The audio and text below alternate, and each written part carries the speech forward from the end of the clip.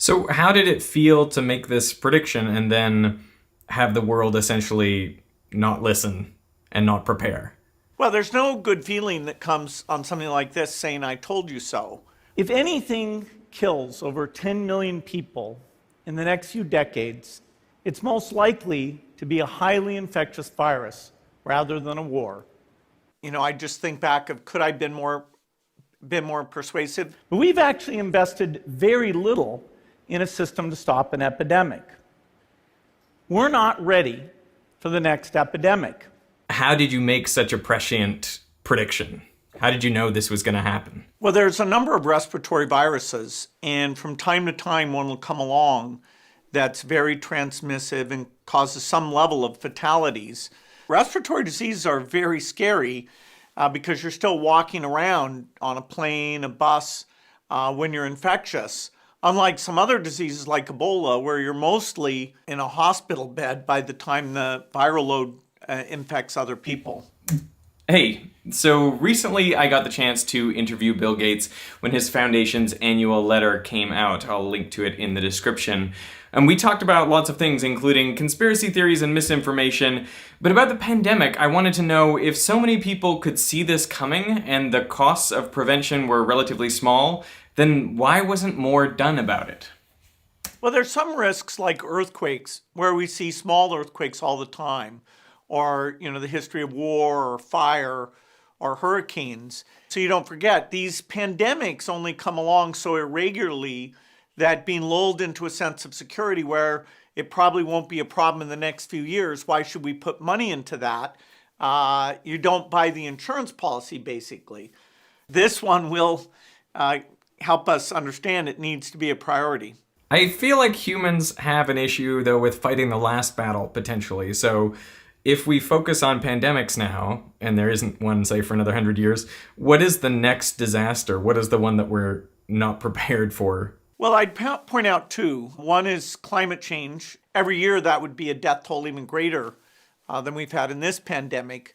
Also related to pandemics is something people don't like to talk about much, which is bioterrorism, that somebody who wants to cause damage could engineer a virus. And so that means the cost, the chance of running into this is more than just the naturally caused epidemics like the current one. It feels to me like there's something similar about pandemics and, climate change or like asteroid impact, which is that, they're not very tangible, but you could do a little bit. I don't know. It seems like humans are not very good at those sorts of problems. Well, my favorite writer, Václav Smil, wrote about all the potential kinds of disasters, like, the risk of an asteroid, the risk of a, Yellowstone-like eruption. And in fact, he showed that pandemics were significantly the biggest thing, other than a human-caused nuclear war, that we needed to be more prepared for. So what changes do we put in place to be readier for the next one? And is it possible that COVID-19 could be the last global pandemic? Well, certainly there will be more pandemics. In ways that humans interact with other species, these viruses are coming across a species barrier, whether it's from bats or monkeys or... But you don't think we could increase our preparedness to such a level that it never sort of becomes this global issue? We could increase our preparedness so we never have a death toll anywhere near what we have today. Pandemics can be worse in terms of the fatality. Smallpox was over 30% fatality. So a little bit we were lucky that the fatality here is not super high. But we can nip it in the bud. It'll still get to a lot of countries, but the number of deaths, with the right system should be 1/10 of what we've seen here. And the systems that you want to put in place so you can nip it in the bud, or sort of what are the key elements that we didn't have that we should have going forward? I would divide it into two sections. There's the field-based activity and the R&D activity. In R&D, we need to mature mRNA so we can make it even faster and have factories all over the world, have it be cheap and thermostable. There's a lot that can go into therapeutics, including antibodies. On diagnostics, having the ability to give 10 million PCR tests a day. Then in terms of the field, we need a lot of diagnostic machines all over the world, We need a team of epidemiologists. So the investments are about equal between R&D and the field-based group and information that should be constantly flowing. I feel like there's a meta issue that is kind of above all of these issues, which is, the way that people connect with reality and figure out what's true and what's not, and, what information to believe. I've got to say that, as I was growing up and coming into this information age, it seemed like the internet and all these tools were going to make the correct information so much more easy to access and bring us into a more fact-based world.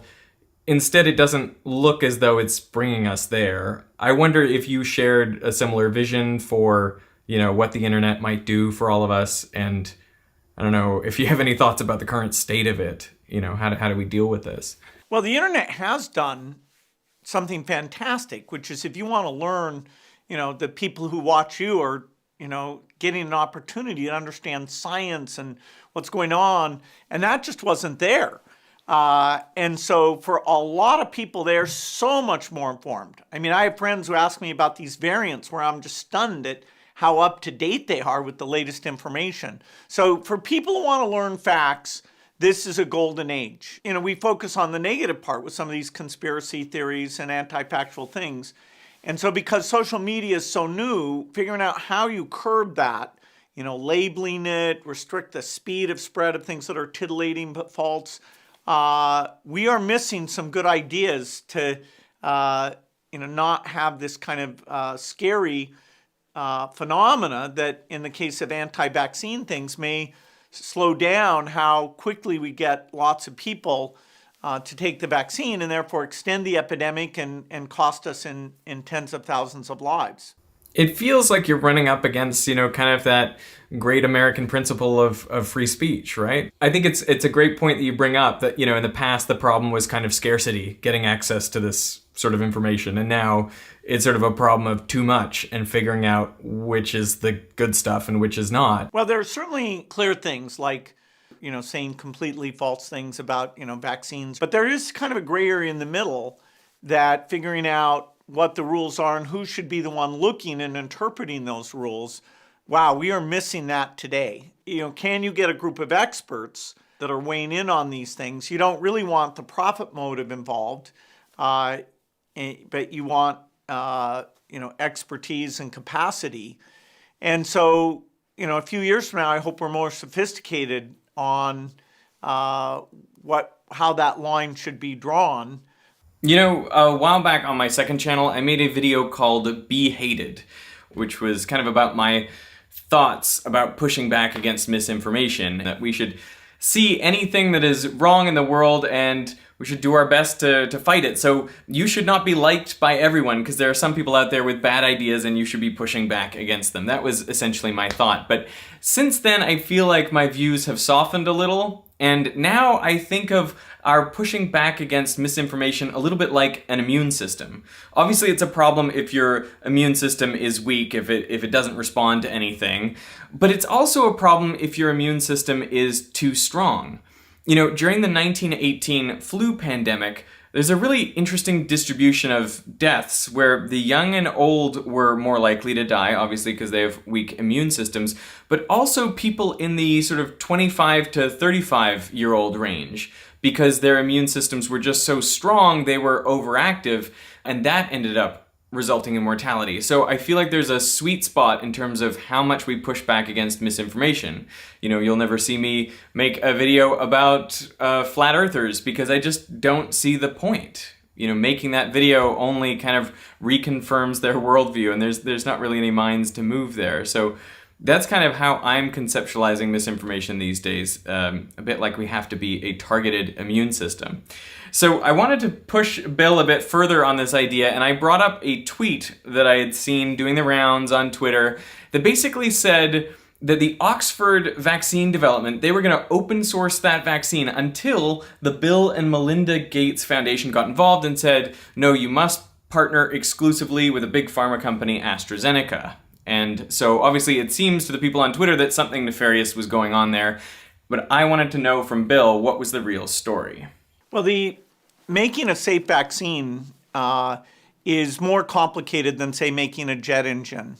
And people are very picky about vaccines. In fact, you could ruin the reputation of vaccines if you're making them in factories where the quality control at every stage is not exquisite. And, any mistake, you can have that factory shut down literally for months at a time when its output is needed to save millions of lives. So vaccine factories are not something that you just, like open source code that you can take and, mess around with. And so the limitations on how many vaccines are being made, that's based on how many great, capable vaccine manufacturers there are in the world. And we've made sure that the AstraZeneca is being made in these big Indian factories, and there's no royalty for that, no charge at all. Now, we've had to fund that, the Gates Foundation. These are companies we've been working on their factory quality for over a decade so that there was spare capacity to make inexpensive vaccines. So Oxford University is wonderful, but they're not capable of doing a phase 3 trial, and they don't have factories. We did tell Oxford that they needed to seek somebody with expertise, and AstraZeneca came in. We didn't control that agreement, but they came in and said, hey, they want to do it on a nonprofit basis.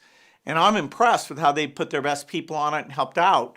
The pharma companies who didn't get involved, nobody's criticizing them. So, you feel sorry for the ones that are really miraculously helping make these vaccines. These are the very good reasons that I suspect exist, but that's where I feel like social media just doesn't get the nuance, and it pains me to see the world like that. And even to see you, Bill, be the target of some of these conspiracy theories.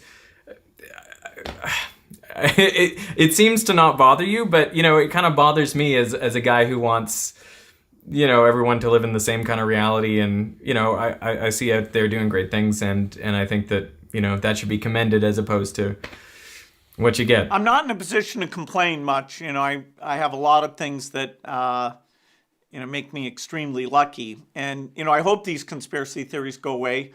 I don't know what it'll mean for the future. How do you feel about the vaccine rollout so far? Well, we need the supply, we need the logistics, and we need the demand.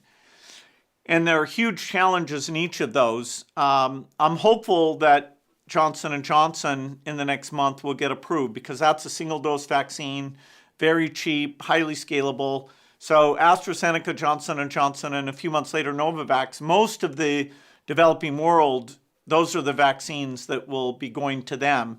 And so we put billions into trying to make that happen, and in a few months, hopefully it'll come together.